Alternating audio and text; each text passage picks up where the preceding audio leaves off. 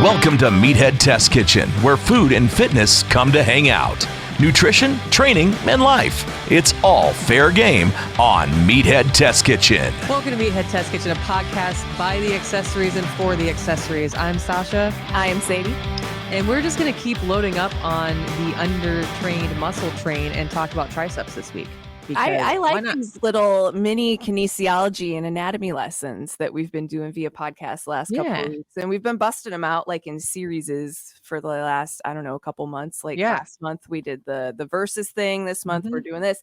Next month, I don't know what the fuck we're going to do, but we'll find something to talk about. We'll figure it out. I like it. It's kind of fun because we get to expand on a topic for long enough that we can really fucking talk about a certain thing if we want to talk about it for more than one episode. Yeah. So I guess, if you're watching Bob Ross, this is the part of the episode where he'd be like, write me a letter. Yeah. So email us if you have an idea or something that you want us to talk about. Send us a DM too. Emails hello@meatheadtestkitchen.com, and then we're on social everywhere at Meathead Test Kitchen, except for Twitter. We're at MTK Staff, but you can send us a DM or an email anywhere. Yes. Anything that you want us to cover. Why does this need to be strong? What's the functionality? We love getting nerdy. So what the fuck are triceps? I think everybody knows where they're located. I think that my favorite thing accessory wise to train is triceps because I love that pop. But why are strong triceps important and how do you build those juicy things? Well, we've got you covered. So it's going to be another short but sweet episode, but I kind of dig these. So the tricep is like, we're going to talk really, really nerdy about the tricep, but TLDR, the bicep gets all the vanity while the tricep does all the fucking work. Like the tricep is so underpraised. It is fucking criminal. Yeah. So the tricep is that muscle in the back of your upper arm. It's about the size of your hand. The main function is the extension at the elbow joint. And it's composed of 3 parts. So tricep is actually, science. Here's the funny thing about science. If you've never taken a lot of science classes, they are not very inventive when it comes to the naming conventions of body parts or animals or plants. They looked at it and they're like, well, it does this thing. Let's call it that. So tricep means 3 heads. Tri is 3, sep is heads. So there you go. It's got a long head, a lateral head, and a medial head. And they all come together to make the tricep that you know and love. And they all have tendons of different origins, but the 3 heads will come together to make a single tendon at the bottom of your elbow. Mm-hmm. Your not so funny bone. Yes. Every muscle in your body has an opposite actor. So let's break it down really quick. Agonist muscles and antagonist muscles are muscles that cause or inhibit a movement. So an agonist muscle, they're going to be your prime movers since they produce most of the force and control of an action. Agonists cause a movement to occur through their own activation. Yes. So why is this all relevant? Your triceps, baby. Your triceps' primary function is extending the forearm at the elbow. So if you're watching on YouTube today, you see that I felt like shit this morning and didn't want to leave my house to go to work. So hello from my office once again. At least you get to play on a fucking I Spy puzzle while you listen to us talk about shit today. But your elbow, if you extend your elbow, you feel that tendon. And you can feel it move as you extend and you contract it. I broke my arm right under where your tricep tendon connects. And I almost had to have surgery there when I was a kid. That shit sucks. Don't ever do that. It's very painful. But so when you're at rest with the arm slightly pent, you can feel the biceps overpower your triceps because they are the relationship. The agonist antagonist is the tricep and the bicep. So equal and opposite reaction. Newton's law. It's been beaten into our heads through many years of school. So your bicep will overpower the tricep. Along with extending the forearm at the elbow joint, the tricep can also stabilize your elbow when the forearm and hand are doing fine motor function movements like writing, playing video games, like anything that you do that requires digit function and fine motor function, your triceps have a part in that too. Yes, 1,000%. And before we get into why they're important, your triceps and how to build them, let's do a quick anatomy lesson. So triceps mean tri-head, right? We just covered that. So the long head, the origin of the long head is the scapula. Yes. Because it attaches to the scapula, the long head not only extends the elbow, but will also have a small action on the shoulder joint. Yes. So when you lock in your triceps to do a dip, you also have to lock in your scaps. You have to put your shoulder blades in the right place to do it as well, because as we know, everything is a circuit. Yes. And it's hard I'd have to take my shirts off to show you, but Yeah, it's cold. We're in my ears today. you know what it feels like if you're going to go do a pull-up, for example. I think it's my favorite way to explain when you have to push, or even a bench, but when you pull your shoulders back a little bit and then you push your shoulder blades down, you can still feel that from your elbow all the way up into that scapula. Yep. And when we talk about when you do a bench press and we talk about, are you activating your lats? Are you activating your scaps? That's what we're talking about, because your triceps also play a huge part in your bench press. Your triceps, your chest, they are very it's a very small distance between those muscles. Of course, they're interconnected with shit in between. And we'll talk more about that here in a second. But there's also the medial head. So the origin of the medial head is at the dorsal humerus. And the medial head does not attach to the scapula. So it doesn't have any action on the shoulder joint. Whether it's stabilization or movement, it's kind of a free flower in between. It holds the things together, and it takes a couple pieces to attach your upper arm. There's more in your upper arm than you think. Yeah, or that you normally would pay attention to. But when you break it down anatomically and just functionality wise, I think it's super interesting, because I feel like it's easier to then make that mind muscle connection, because you know what you're feeling if you know the basic anatomy and physiology of how these muscles and tendons and bones interconnect with each other. One, that. Two, if your movement feels like shit and it's a muscle that you're not targeting, now you might know why. Yes, 1,000%. 1,000%. So it's really good for troubleshooting, honestly. Yeah, just having the basic knowledge, because then you can ask. I don't want to say smarter questions, because there aren't any dumb or smart questions. Better informed questions about your movements when you're in the gym. So the lateral head originates at the dorsal humerus as well. So this head is considered to be the strongest head of the three, and it is active during extension of the forearm at the elbow when the forearm is supinated or pronated. So when you're turning. So it's extended or turned slightly. Yes. Yeah. Yeah. So there you go. There's your TLDR, quick and dirty, on what the fuck a tricep is. Now, why are they important?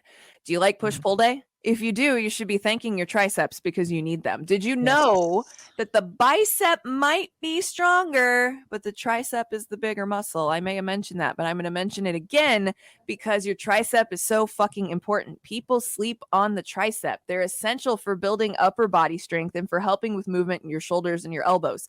Think about every movement that you do, any of them, compound movement, isolated movement, you're using your shoulders and your elbows, I bet, unless you're doing a leg press, a leg extension, a leg curl, or like a hack squat. And even then, with the hack squat, you've got your shoulders and your elbows engaged because you're holding on to the harness. So even then, I fucking just shot a hole through my own bullshit. You use your upper body for everything, especially in compound movements. I mean, think about it. You want your tricep pull to be the best that it can be. You need to be working your fucking triceps and your traps, because it's all interconnected, baby. It's all interconnected. And that's why these these smaller bite-sized episodes are when we first had our first one. So your glutes, right?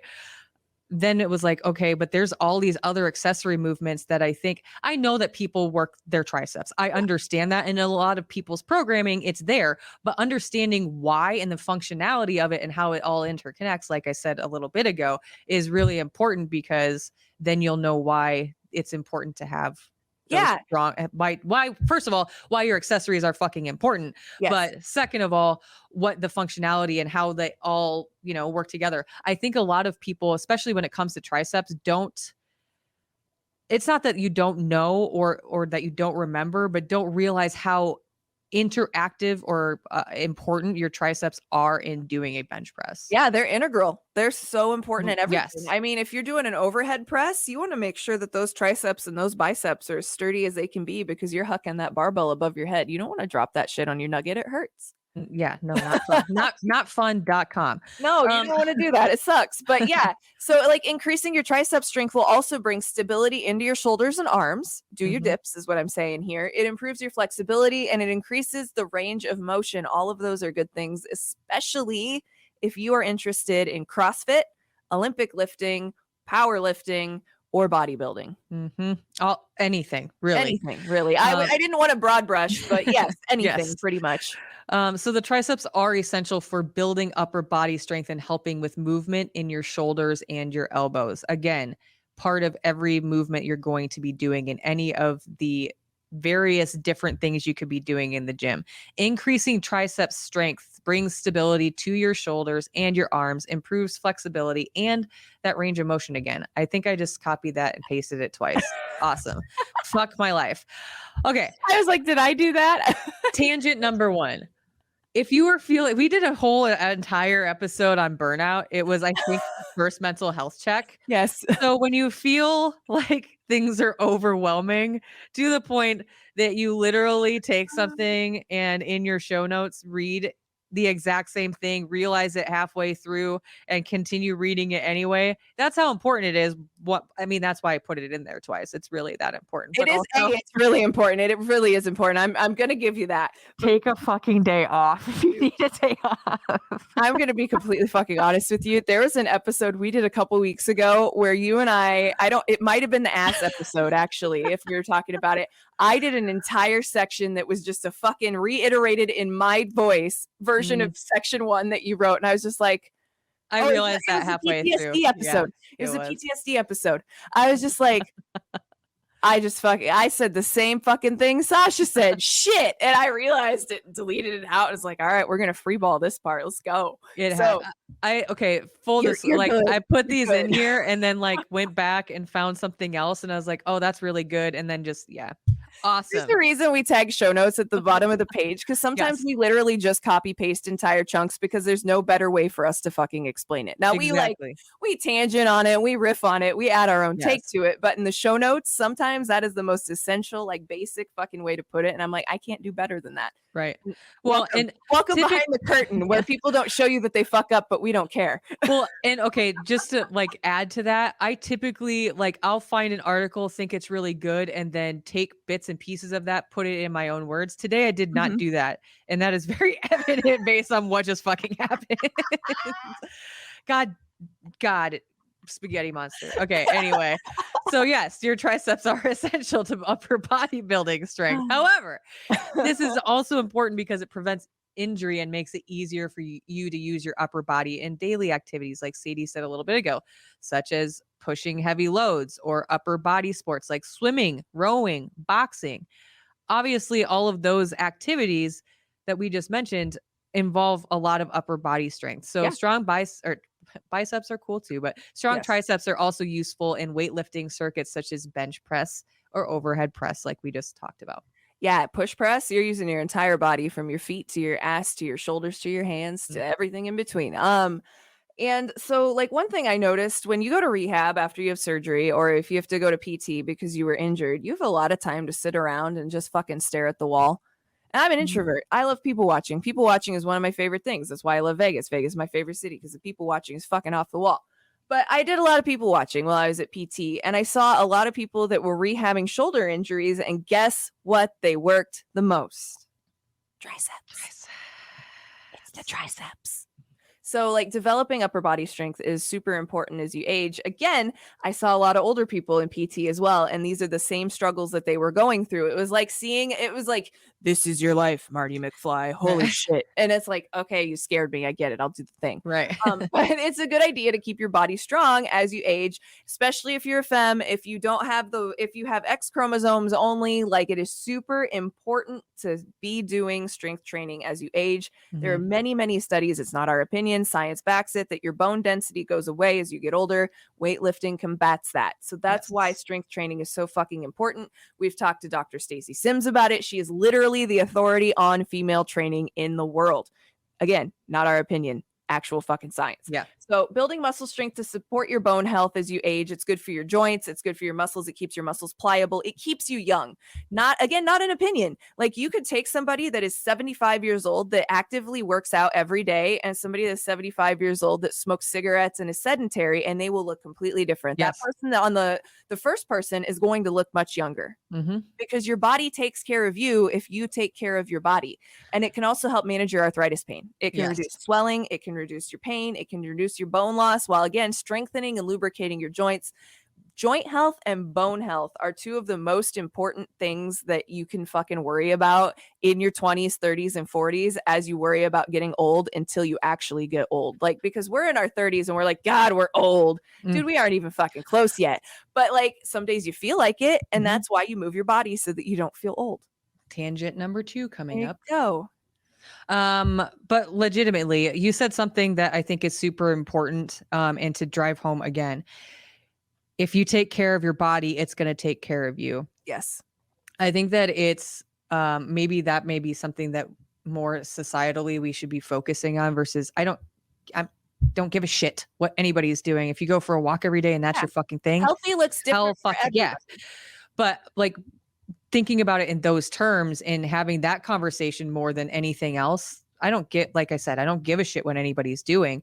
If you're taking care of you in whatever way that looks like, then your body is going to give you that in return in dividends. Yep. I will say this. I am 38 years old. I feel like I'm just older mentally. I'm older. I feel ancient mentally. Holy shit. Like legit. I've lived a life. Yeah. But the other thing too is that recognizing that as we do get older in age, there are going to be things that need to be taken into account. And the reason I'm going on this tangent is because over the weekend, if you're not following us on social media, why the fuck not? You should. Yeah.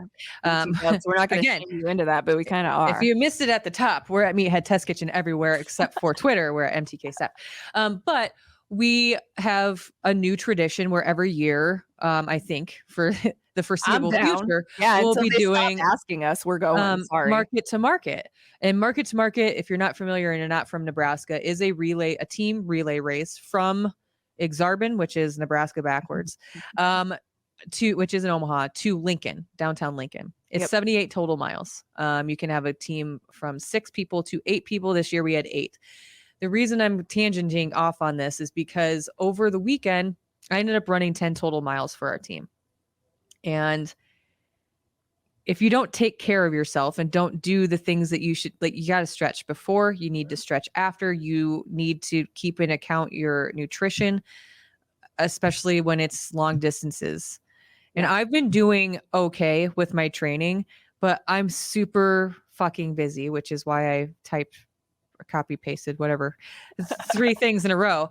But keeping that in mind, like as we get older, like when I was doing this 4 years ago, when I ran my first half marathon, the time that it took for me to recover from that is drastically different in only a 4-year period of time than it was 4 years ago. Yep, because I've learned a lot from those. It's just that, not only that, but I am also older now. And like, while 4 years isn't a lot, and while I am not old, by whatever you want to fucking base it on, it still is taking me emoji, so we're internet old, I guess. I guess I still use GIFs, whatever. Yes. Same. But I'm just saying, like, you've really got to keep in mind that yes, these accessories that we're going through these last couple of weeks are very important, but so is overall just taking care of your health. And whatever that looks like is whatever that looks like. Whatever works for you is working for you. But thinking about that and keeping that in the back of your head sometimes, put a Post-it note up. It's just important. And when I look at things, not to get too philosophical, but when I look at things through that lens, things become a lot clearer, and a lot the priority list and the hierarchy of things that are important to me when it comes to my health, my fitness, and my nutrition looks a little bit different, just because I need to keep in mind that if I continue to take care of my body, it's going to continue to take care of me. Yes, that's that. So always remind yourself of that. But here's another unfortunate reality of getting old. People around you start to break down. And it's really freaky when someone that is close to your age breaks down and you're like, fuck, I don't want that to happen. Like, you don't want that. That's not the lifestyle you want to lead. It's not fun. It's not anything positive. It sucks. It really sucks. You don't want to be if you live in chronic pain, you understand what we're talking about right now. It is fucking miserable. Everything is a struggle, and you just don't want to deal with it. So if you have the ability now to avoid it by doing something about it, why wouldn't you? And that's as drink my fucking Kool-Aid as I'm ever going to get on this podcast. Seriously, that's it. But like, if you have the knowledge to know that, hey, I could completely fucking avoid X, Y, and Z if I start doing A, B, and C now, Why the fuck wouldn't you? Mm-hmm. Yep. And you know what? This is so great I love our tangents on our episodes because this just made me think, in a way, sleep is an accessory movement. It is. And I think we should talk about it again next week. Yeah, we should definitely do that. Because sleep is also, and just rest and recovery.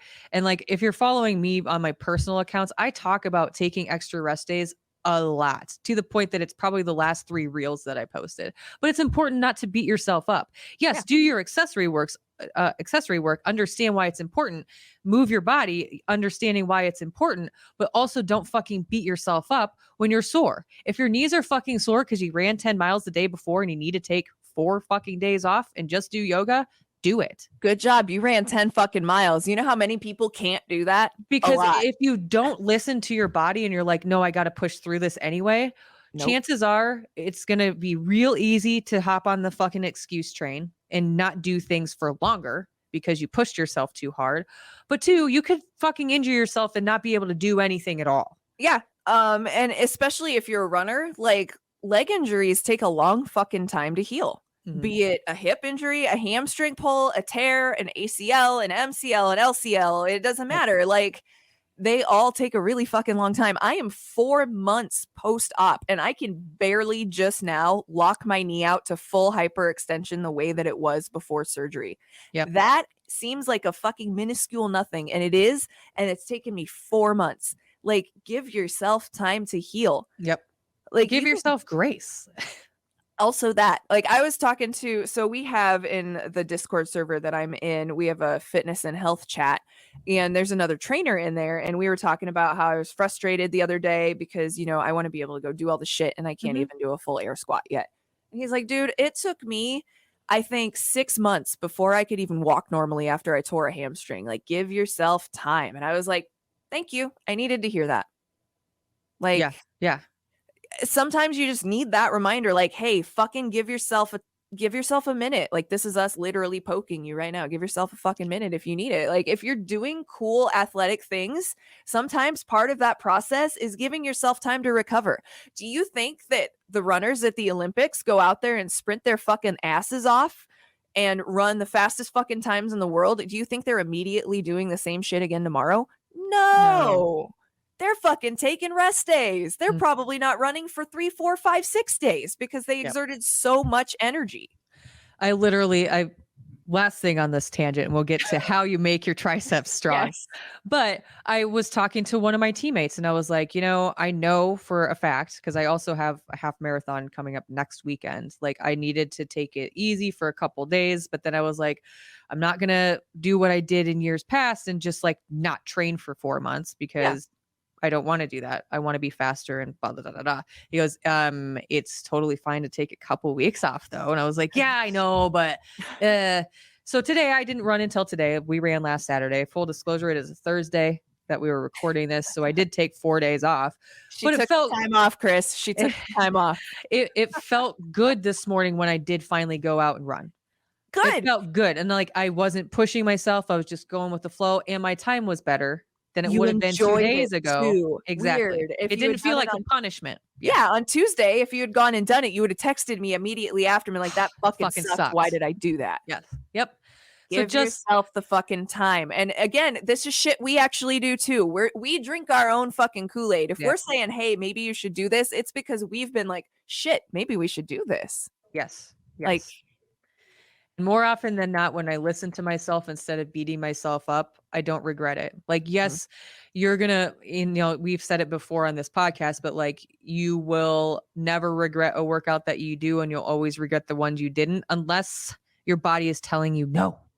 Or your brain just isn't in it to the point where it is a distraction and you just need to not do it. If you're distracted by other shit going on and you really want to work out, but you can't focus, don't do it. Go for a 2-mile walk on the treadmill. Yeah. But like, distracted lifting is not good, because when you're distracted, you're not completely paying attention to everything that you're doing. And that's how you smack yourself in the chin with a barbell during a push press, or like you miss your lockout, or honestly, like, not a challenge, and don't put a ton of weight on it, but take a video of a squat when you're in it and you're not distracted. And then do like a warm-up set or a couple on a day that you are, and look see at the the breakdown and Yeah. look at the breakdown in your form. There will be some there. You'll be like, oh, why are my knees wandering? Because you weren't paying attention, because weren't you were all there. distracted, and that's Yep. okay. Like, that's a thing that happens. It's not a bad thing. That's how our brains work. Dude, I live distracted. Like, I am constantly like my brain. So we're rating tonight because that's what we do now in the game that we play, because there's nothing else for us to do at this point. So we're rating tonight. I was like, I'm glad you sent a message, because not that I don't want to be there, but I flake because I honestly have like 6,400,208 things going on in my brain all at the same time, and I just fucking forget. Yeah. Like, it happens. Yep. For sure.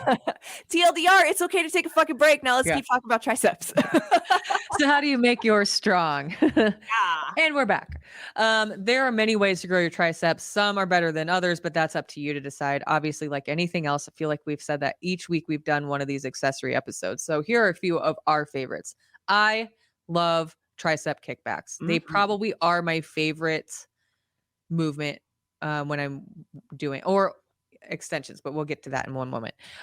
This movement targets all three heads of the triceps. This exercise is also easier, so it may be more user friendly. You can just grab a dumbbell, and if you prefer these to push-ups, totally fine. The next one on our list is diamond push-ups.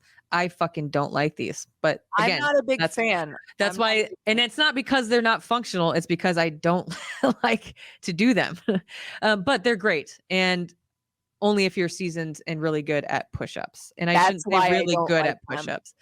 They're fine in and of themselves. They're fine, but your push-up mechanics need to be sound. Why? Because diamond push-ups are taking a very sturdy, far, wide base that you're used to, and you're literally taking your hands. And if you know who DDP is, fucking diamond cuttering that shit. Like, you're putting your fingers in a diamond formation so that your forefinger and your thumb touch to make a diamond. You're going from a very wide base to a very narrow base. And if your triceps, if your form isn't very good, work on your form first.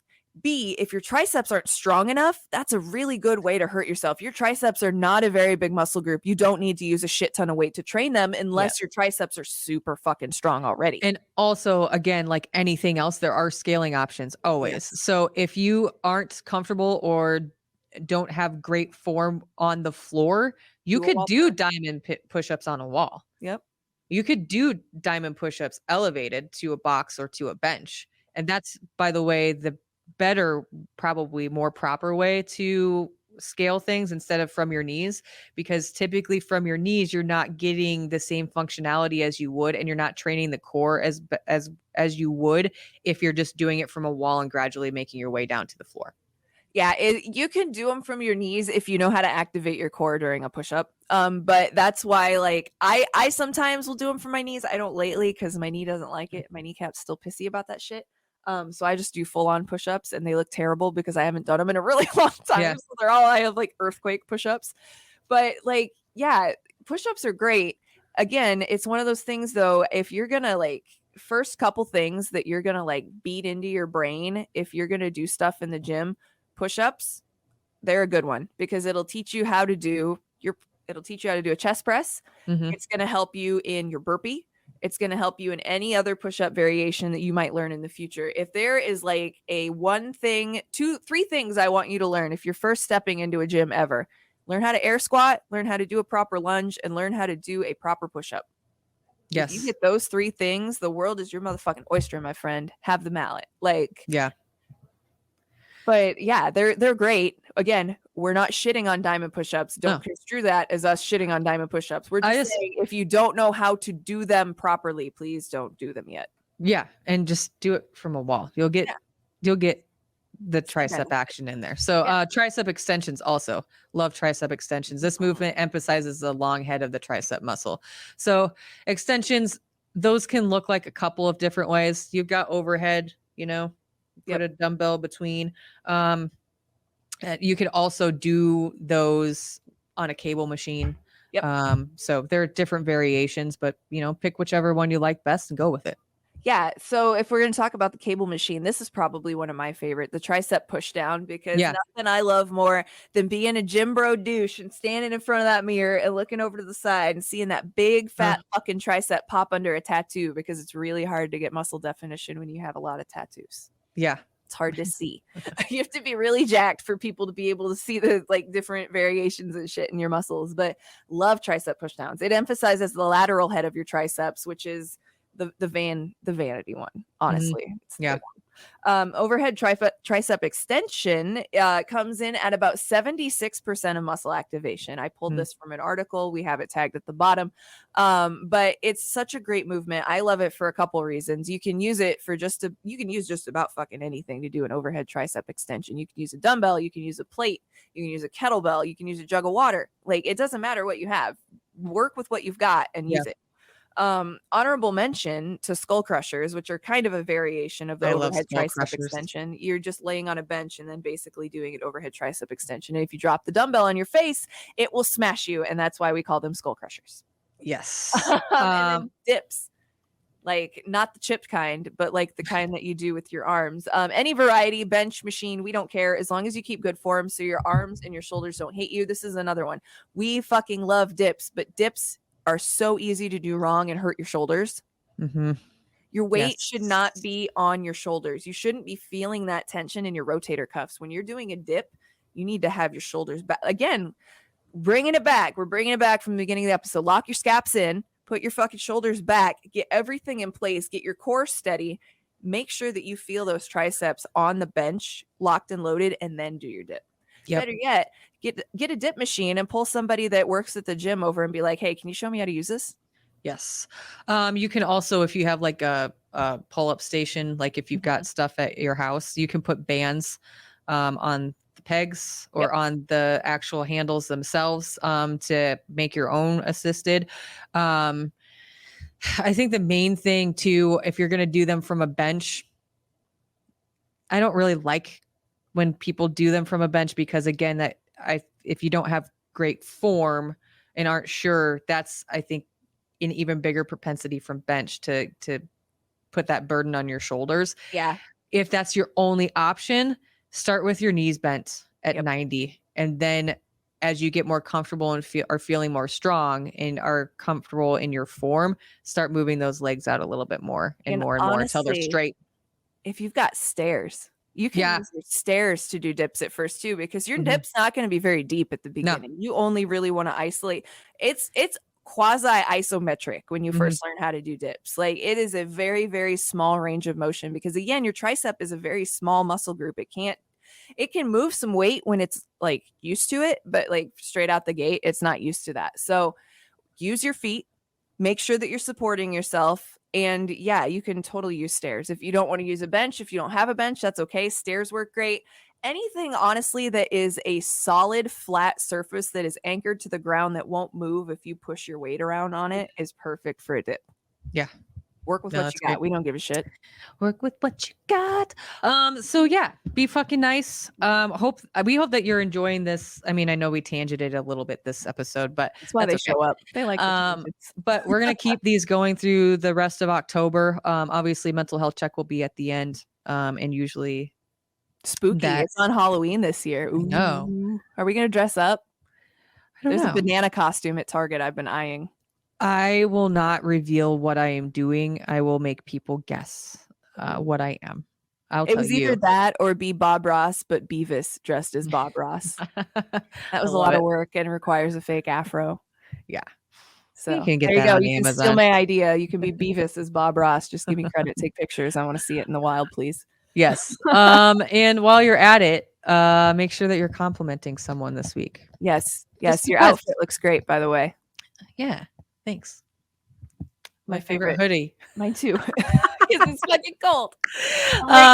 Shirts and shorts because weather in Nebraska is confusing. It is. You got to layer because you're probably going to be taking that hoodie off by the end of a day in the fall. But it's my favorite season. It's gorgeous outside. The leaves are changing. So we have merch. Shop.hurrdatmedia.com. Yes. Also a link on the website at meatheadtestkitchen.com.